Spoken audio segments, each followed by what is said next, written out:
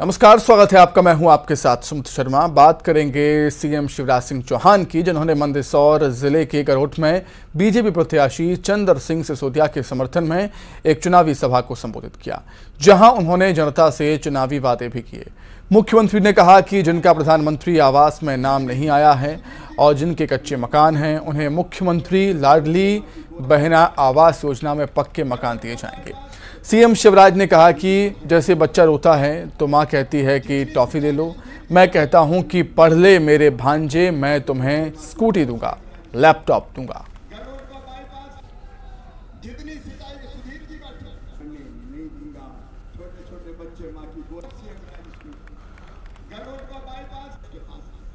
इनकी अलग अलग स्कॉलरशिप 12वीं में अच्छे नंबर लेके आए तो मामा बच्चों को लैपटॉप दिलवाता है। लैपटॉप किसान और गरीब के बेटा बेटी भी लैपटॉप चलाए। और 12वीं में अपने स्कूल में पहले नंबर पे आए तो मामा स्कूटी दिलवाता है, स्कूटी, ताकि बच्चे स्कूटी पर बैठ के जाए। मैं क्यों दिलवाता? इसलिए कि जैसे मम्मी पापा बच्चे को मनाने कई बार कहते हैं, मान जा बेटा टॉफी दूंगी, चॉकलेट दूंगी, मैं कहता हूँ पढ़ ले मेरे भांजे, पढ़ लो मेरी भांजी, अच्छे नंबर लाओगे तो मैं स्कूटी दूंगा, मैं लैपटॉप दूंगा। सीएम शिवराज ने रतलाम के जावरा में रोड शो किया और आम सभा को संबोधित करते हुए जनता से बीजेपी को वोट देने की अपील की। और इस मौके पर सीएम शिवराज ने कहा कि आचार संहिता के नाम पर व्यापारियों को बेवजह परेशान करने वालों को भी सबक सिखाऊंगा। इतना ही नहीं, सीएम ने कमलनाथ को पैसों के लिए रोने वाला मुख्यमंत्री बताया। सीएम ने कहा कि विकास के लिए उनके पास पैसे की कोई कमी नहीं है। बीच में चुनाव के नाम पर उनको परेशान किया जा रहा है, ये मुझे पता चला है। कोई आचार संहिता काम धंधा रोकने की बात नहीं करती। मैं आज साफ के व्यवस्था कर दूंगा, कोई गड़बड़ करेगा इस काम पे चेकिंग बैकिंग की, उसको भी फिर मैं ठीक करने का काम करूंगा। जनता को परेशान करने का हक नहीं है। इंदौर में दिग्गजों के दौरे पर सियासत गर्मा गई है, जहां बीजेपी राष्ट्रीय महासचिव कैलाश विजयवर्गीय ने 8 नवंबर को इंदौर के सांवेर विधानसभा में प्रियंका गांधी के दौरे को लेकर निशाना साधा। कैलाश विजयवर्गीय ने कहा कि प्रियंका गांधी के दौरे से कोई फर्क नहीं पड़ता। प्रियंका गांधी को लोग सुनने नहीं देखने आते हैं, तो वहीं प्रधानमंत्री मोदी को लोग देखने नहीं बल्कि सुनने आते हैं। विजयवर्गीय के इस बयान के बाद कांग्रेस हमलावर हो गई है उन पर। देखिए, दौरे तो सभी करते हैं, पर दौरे से प्रभाव जनता में किसका पड़ता है, ये मैं बहुत मानूँ। मोदी जी प्रभावी नेता, वो जहाँ भी जाते हैं तो उनका प्रभाव पड़ता। अब प्रियंका जी को लोग देखने आते हैं, सुनने नहीं आते, और मोदी जी को सुनने आते हैं लोग। देखा है कि भारतीय जनता पार्टी के नेताओं को वो पसंद नहीं आता है, लेकिन जनता के मुद्दे हैं, हम तो पूछेंगे। और कैलाश विजयवर्गीय तो मुझे लगता है कि आदतन अपराधी हैं। इस तरह की कई सारी बातें वो करते हैं, ध्यान भटकाने के लिए भी करते हैं कि जनता उनको ये सवाल ना पूछे कि 18 वर्षों की जो शिवराज यानी ठगराज महाराज की जो सरकार है, उसकी विफलताओं पर वो बात नहीं करना चाहते हैं। एमपी के चुनाव में अब फिलिस्तीन और हमास की एंट्री हो गई है। कोई फिलिस्तीन के समर्थन में 2 मिनट का मौन रखवा रहा है, तो कोई खरगोन दंगों की जांच का वादा कर रहा है। दंगों की जांच का वादा खरगोन से कांग्रेस उम्मीदवार रवि जोशी ने किया। उनका ये बयान खूब वायरल हो रहा है। बीजेपी ने जब इस पर निशाना साधा तो उन्होंने सफाई दी।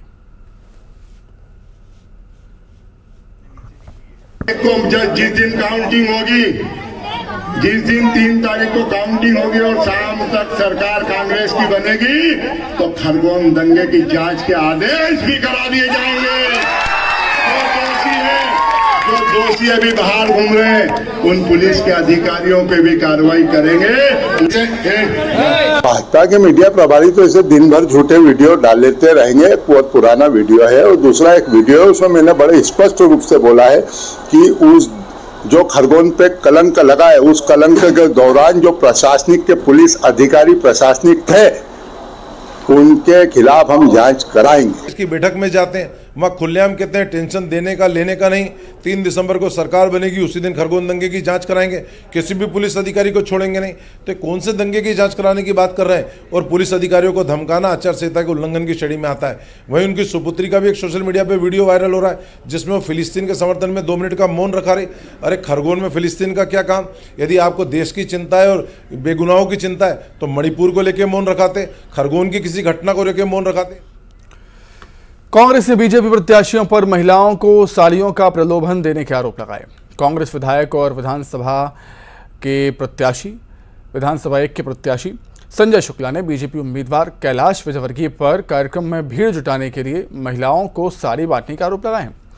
कांग्रेस ने साड़ी बांटने के कुछ वीडियो भी जारी किए। हालांकि बीजेपी प्रवक्ता टीनू जैन ने कहा कि कांग्रेस डरी हुई है, गुमराह करने के लिए आरोप लगा रही है। ये जो आरोप है वो निराधार है और कांग्रेस बौखला करके इस प्रकार के आरोप लगातार लगाती रहेगी। और आरोप लगाना और झूठ बोलना एक कांग्रेस की संस्कृति है। अभी आप देखिए जैसे जैसे चुनाव नज़दीक आएगा ये लोग ईवीएम की ओर जाने लगेंगे कि ईवीएम पर प्रश्न उठाने लगेंगे। अपनी हार को देखते हुए एकदम बौखला गए कांग्रेस के नेता और झूठे आरोप लगा करके इस प्रकार की बात को प्रचलित करना पहले भी उन्होंने किया और प्रदेश ने देखा है कि किस प्रकार से उन्होंने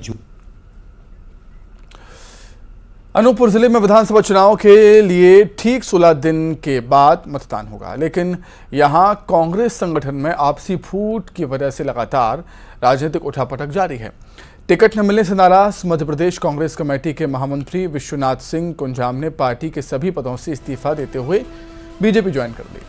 उन्होंने पार्टी में दावेदारी की थी, लेकिन पार्टी ने उन्हें टिकट न देकर कुछ समय पहले राज्य प्रशासनिक सेवा से इस्तीफा देकर कांग्रेस में आए रमेश सिंह को प्रत्याशी बना दिया, जिससे नाराज होकर विश्वनाथ सिंह ने इस्तीफा देकर बीजेपी का दामन थाम लिया।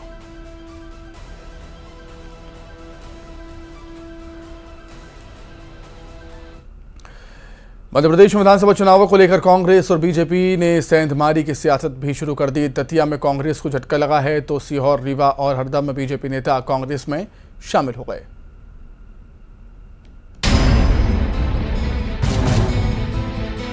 एमपी में कांग्रेस और बीजेपी ने सभी सीटों पर प्रत्याशियों के नाम का ऐलान कर दिया है, लेकिन इस बीच प्रदेश में दल बदल की सियासत भी जारी है। दतिया में कांग्रेस के प्रदेश सचिव रहे अनिल भार्गव बीजेपी में शामिल हो गए। नरोत्तम मिश्रा ने अनिल भार्गव को बीजेपी की सदस्यता दिलाई। अनिल भार्गव ने कमलनाथ और दिग्विजय सिंह को फरेबी करार दिया। एक विधानसभा में मेरा दिल्ली तक नाम चला, लेकिन मैंने उसको छोड़ा, मैंने कमलनाथ जी को छोड़ा, मैंने दिग्विजय को छोड़ा, मैंने राहुल गांधी, सोनिया गांधी को छोड़ा। सब कुछ इनके अंदर मैं देख रहा हूँ। आदरणीय आज के बाद मेरे सब कुछ यही रहेगा। उधर कांग्रेस ने रीवा, हरदा और सीहोर में बीजेपी को झटका दिया है। रीवा के जनपद अध्यक्ष विकास तिवारी, हरदा के पूर्व नगर पालिका अध्यक्ष सुरेंद्र जैन और सीहोर से जसपाल अरोड़ा कांग्रेस में शामिल हो गए। सुरेंद्र जैन को कृषि मंत्री कमल पटेल का करीबी माना जाता है। ये सही है कि मैं कमल पटेल का बचपन का साथी हूँ और लगातार 35 साल साथ में राजनीति की है, लेकिन अलग होने का जो कारण है वो मादक पदार्थों का बहुत अधिक मात्रा में हरदा जिले में विक्रय होना, मैं उसका घोर विरोधी रहा हूँ। चुनावों के बीच नेताओं की दल बदल कोई नई बात नहीं है, हालांकि इसका नफा नुकसान भी होता है और यही वजह है कि सियासी दल चुनावों के दौरान एक दूसरे के दल में सेंध लगाने की कोशिश भी करते हैं। अपने बयानों को लेकर अक्सर चर्चाओं में रहने वाले श्योपुर के कांग्रेस प्रत्याशी बाबूलाल चंडेल अनोखे अंदाज में चुनाव प्रचार करते हुए दिखे। मंगलवार को कछार सहित आसपास के ग्रामीणों से जनसंपर्क के लिए वो ऊंट पर सवार होकर पहुंचे। ऊंट पर सवार होकर वोट मांग रहे कांग्रेस के प्रत्याशी का यह अंदाज लोगों को खूब रास आ रहा है।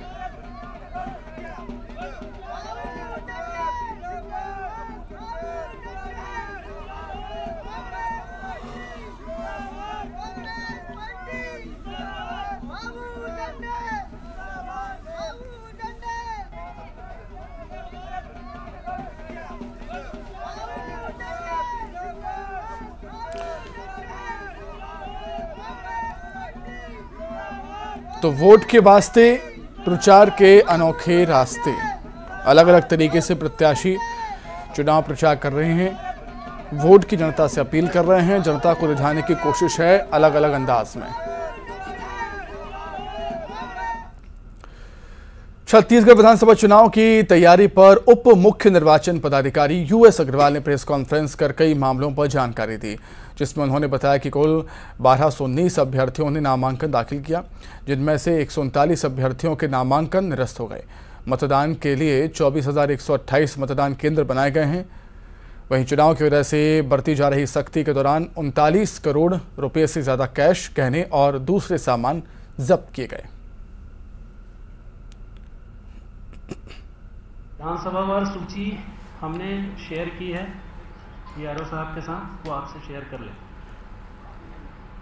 आचार संहिता के दौरान जो गलतियाँ इस अवधि में की गई, उसमें जो कैश रिकवर हुआ है वो 10.43 करोड़, लिकर 33,534 लीटर जिसकी वैल्यू 1 करोड़ रुपए है, ड्रग्स नारकोटिक्स की वैल्यू 3.11 करोड़, प्रेशियस मेटल कीमती जो धातु हैं वो है 184.13 किलोग्राम जिसकी वैल्यू है 14.82 करोड़। दूसरे सीजर्स हैं 10.15 करोड़। तो टोटल सीजर इस दौरान 39.53 करोड़ का अब तक। क्रिकेट का रंग तो कभी फिल्मी उमंग, एमपी के विधानसभा चुनाव में ये सब नजर आ रहा है संग संग। जयवीरू से लेकर विराट और रोहित की जोड़ी पर सियासी बयानबाजी तेज है। कहां से क्या कहा गया और जवाब कैसे दिया गया, इस रिपोर्ट में देखें।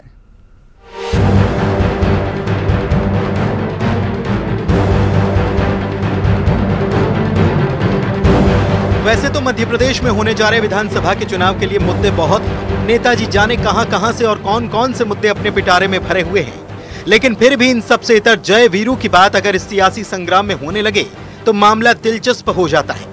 ऐसा ही देखने को मिल रहा है एमपी में। कुछ दिन पहले कांग्रेस के चुनाव प्रभारी रणदीप सिंह सुरजेवाला ने कमलनाथ और दिग्गी राजा को शोले के जय वीरू की जोड़ी बताया था। क्या कहा था, ये जरा सुनिए। माननीय दिग्विजय सिंह जी, माननीय कमलनाथ जी और हमारे सब नेता, मैं आज इस मन से कहना चाहता हूं, हमारे अंदर प्रेम और समन्वय है मध्य प्रदेश के विकास और तरक्की के लिए। और मैंने पहले भी कहा था, किसी मित्र ने मुझे पूछा, पत्रकार मित्र ने, कि इन दोनों का रिश्ता क्या है, तो मैंने कहा आपने शोले फिल्म देखी होगी, जो धर्मेंद्र और अमिताभ बच्चन का रिश्ता है वही कमलनाथ और दिग्विजय सिंह का रिश्ता है। ना वहां झगड़ा ठाकुर करवा पाए थे गब्बर सिंह, ना यहाँ गब्बर सिंह करवा पाएंगे भाजपा। सुना आपने, सियासी फाइट में मुकाबला टाइट चल रहा हो तो बीजेपी पीछे कैसे रहती। लगे हाथ सीएम शिवराज सिंह चौहान ने इसी बयान पर कांग्रेस को घेरा, कहा ये जय वीरू की वही जोड़ी है जो आपस में भिड़ रही है। जय और वीरू झगड़ रहे हैं आपस में और ये लड़ रहे हैं लूट के माल के लिए। जय और वीरू तो लूटते ही थे, इनका झगड़ा है लूट के माल के लिए। पहले भी 2003 तक मिस्टर बंटा ढार ने पूरे प्रदेश को लूटा, तबाह और बर्बाद कर दिया। 1.25 साल में श्री कमलनाथ जी ने भी मध्य प्रदेश को लूट का अड्डा बना दिया था। अब आगे कौन लूटे और कैसे लूटे, उसमें हिस्सेदारी कितनी हो, झगड़ा इनका केवल इस बात का है। मामले को बीजेपी दरअसल ऐसे ही हवा नहीं दे रही। कुछ वक्त पहले ही खबर आई कि दिग्गी राजा नाराज हो चले हैं और प्रचार में नहीं दिख रहे। हालांकि खुद दिग्विजय सिंह ने इसे भ्रामक बताया, लेकिन दोनों नेताओं को जब दिल्ली से बुलावा आया तो बीजेपी ने इसे लपक लिया। अब बीजेपी के लपके हुए मुद्दे पर खुद कमलनाथ को सफाई देनी पड़ रही है। सर, आप लोग कल महत्वपूर्ण बैठक हुई, सर क्या रणनीति बना रहे हैं? सर महत्वपूर्ण बैठक हम तो बना रहे थे कि दौरा राहुल जी का, प्रियंका जी का, खड़गे जी के, इस विषय में हमारी मीटिंग हुई। सर कुछ नाराजगी थी, वो खत्म हो गई। नाराजगी की तो बात ही नहीं थी, ये तो दौरों की बात थी। इधर दूसरी तरफ एमपी के चुनावी रण में क्रिकेट का रंग चढ़ गया। इंदौर से कांग्रेस प्रत्याशी रीना बौरासी ने कमलनाथ और दिग्विजय सिंह को विराट कोहली और रोहित शर्मा की जोड़ी बताया। सूबे में डबल सेंचुरी मारने का दावा भी किया। रीना का दरअसल ये बयान रक्षा मंत्री राजनाथ सिंह के उस बयान पर आया जिसमें उन्होंने सीएम शिवराज को धोनी और कैलाश विजयवर्गीय को हार्दिक पांड्या बताया था। सरकार बनाएंगे हम और जिस तरीके से जो पिछली बार हुआ है वो हमारे साथ बिल्कुल भी नहीं होगा, क्योंकि इतनी बड़ी संख्या में हमारे पास सीट आएगी कि एक तरफा पूरे मध्य प्रदेश में कांग्रेस आएगी। दोनों खिलाड़ी मिलके दोहरा शतक लगाने वाले हैं। बिल्कुल, हम लोग उनके साथ हम लोग सब हैं। हमारी पूरी 230 विधानसभा के हर विधानसभा में सारे जितने भी प्रत्याशी बहुत मेहनत से काम कर रहे हैं, तो हमारा पूरा टारगेट है कि हम 200 से ऊपर आए। कुल मिलाकर एमपी चुनाव में कई रंग देखने को मिल रहे हैं। जैसे जैसे चुनाव करीब आएगा वैसे वैसे रंग बिरंगे बयान भी खूब सुनने को मिलेंगे। Bureau report, news 18। चुनाव को देखते हुए पुलिस सतर्क है और इस सतर्कता की वजह से पुलिस ने ग्वालियर और भिंड में कैश जब्त किया। ग्वालियर में वाहन की चेकिंग के दौरान पुलिस ने 14 लाख कैश पकड़ा है। वहीं एक व्यक्ति को इस मामले में गिरफ्तार भी किया है। वहीं भिंड में एक कार और बोलेरो से 3 लाख से ज़्यादा रकम जब्त की गई। पूछताछ में वाहन चालक कैश को लेकर कोई दस्तावेज नहीं दिखा पाए।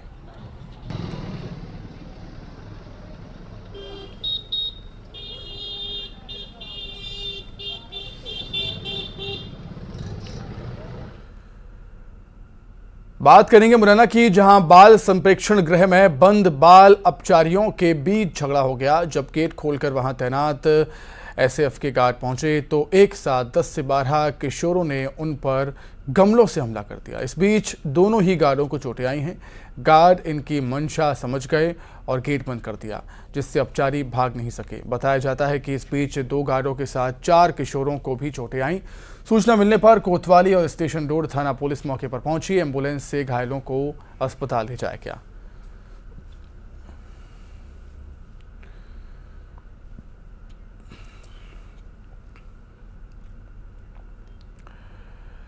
वहीं मुरैना से खबर है, जहां पुलिस के व्यवहार पर सवाल उठे हैं। दरअसल यहां पर जिला बदर के आरोपी को पकड़ने का सिविल लाइन थाना पुलिस को जब वारंटी नहीं मिला तो पुलिस ने उसके बुजुर्ग पिता और 17 साल के भतीजे को उठा ली और इसी बीच बुजुर्ग की तबीयत बिगड़ी तो उसे बीच रास्ते में ही उतार कर चले गए, जहां इलाज के दौरान उसकी मौत हो गई। मौत के बाद मृतक के परिजन ने अस्पताल में जमकर हंगामा खड़ा कर दिया।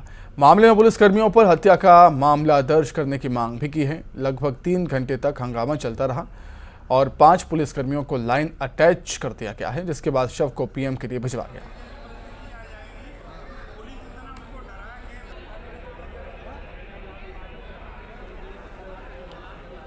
कोई होगा केस उनके मामले में दादाजी को और उठा के ले गए। मैंने कहा था उनसे, दादाजी को क्यों ले जा रहे हो? तो उन्होंने मुझे भी पटक दिया उस डिग्गी में और रास्ते में आके दादाजी में मार दी। और मैं कह रहा था दादाजी में क्यों दे रहे हो, तो मुझे 2-4 ताप दी और फिर दादाजी को थोड़ा वो बीपी हो गया। तो पुलिस उसके पिता या चाचा हैं उनको लेकर के आए और रास्ते में जब वो व्यक्ति के द्वारा बताया गया कि उसकी तबीयत ठीक नहीं है, तबीयत खराब हो रही है, तो पुलिस के द्वारा उनको बीच रास्ते में ही मार्केट में उतार दिया गया। उसके करीब 1 आधे घंटे बाद, आधे पौने घंटे बाद उस व्यक्ति का शायद बीपी बढ़ा या उस तरह की जो भी परिस्थितियां रहीं और वो हॉस्पिटल आया और डॉक्टर के हिसाब से प्रथम दृष्टया हार्ट अटैक से उसकी मृत्यु हुई है। देवास शहर में चोरों के हौसले इस कदर बुलंद हैं कि वे दिन दहाड़े चोरी करने से नहीं चूकते। मामला शहर के जिला न्यायालय के बाहर का है, जहां एक शख्स अपनी कार खड़ी कर स्टाम्प लेने गया और इस दौरान चोरों ने कार के शीशे फोड़ दिए और कार में रखे 3 लाख रुपए लेकर चंपत हो गया। कोतवाली पुलिस मामले की जांच कर रही है।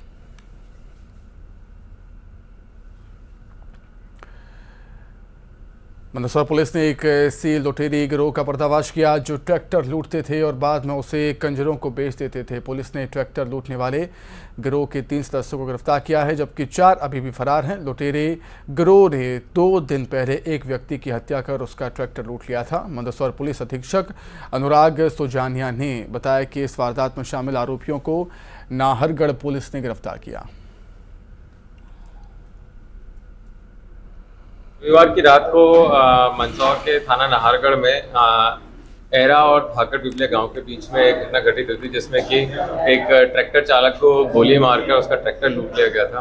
फिर फर्दर उपचार के दौरान जो ट्रैक्टर चालक था भंवरनाथ, उसकी मृत्यु हो गई थी और उसके बाद उसमें अग्रिम कार्रवाई की जा रही थी। क्योंकि ये मंदसौर चुनावी समय में बुरहानपुर पुलिस ने बड़ी कार्रवाई करते हुए हथियारों का जखीरा पकड़ा है। इस दौरान पुलिस ने 1 दर्जन हथियार के साथ यूपी के तस्कर अनिल यादव को गिरफ्तार किया।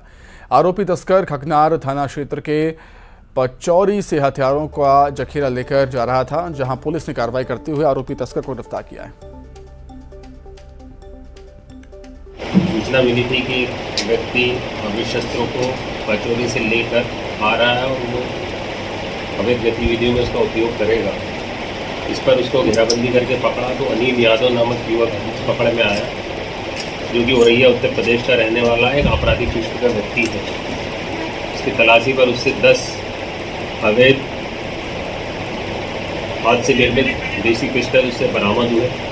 उसमें पुलिस के द्वारा आज पचौरी में भी दबिश दी गई है और उससे तस्दीक करवाई कि कहाँ से वो पिस्टल लेके आया है। तो तारासी यदि फरार हो गया, किंतु उसके घर और उसके पास से 2 और पिस्टल मिले।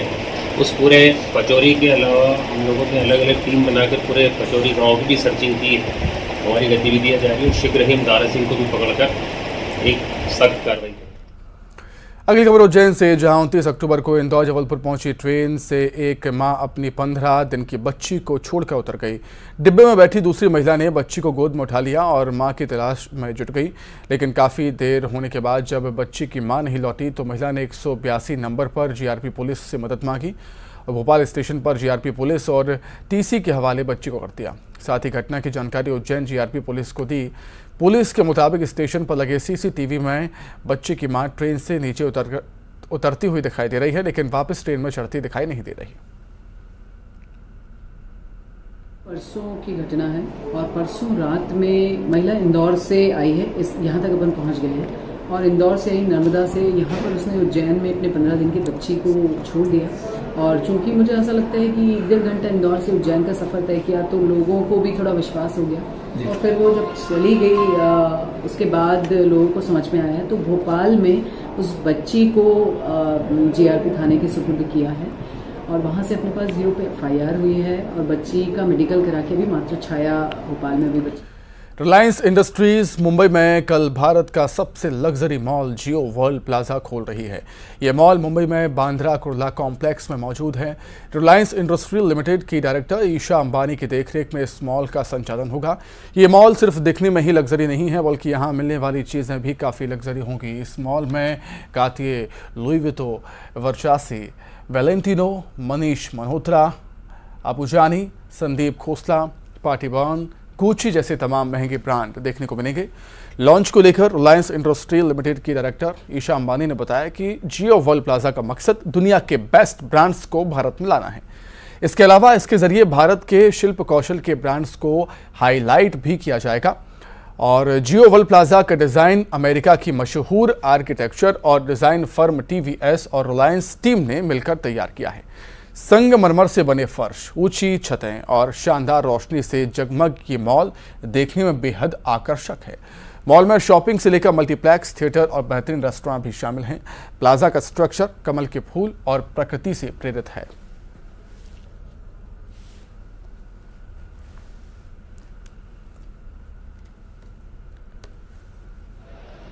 This evening is a very special evening for both Nita and me as parents, and it is our time today to applaud the work that Isha has done as a leader in Reliance Retail. I think that she and her luxury retail team have redefined what luxury means in the city of Mumbai, and we are very proud with the Jio World Plaza.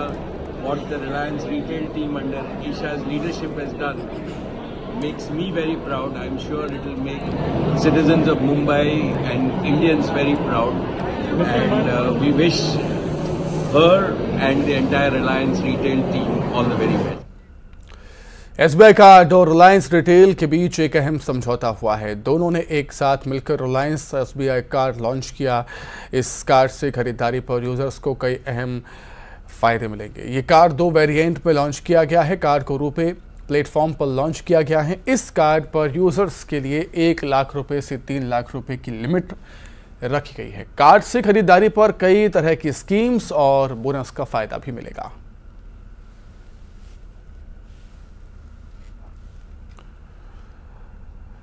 इसी के साथ ही फिलहाल इस bulletin में इतना ही। खबरें लगातार जारी है। नमस्कार।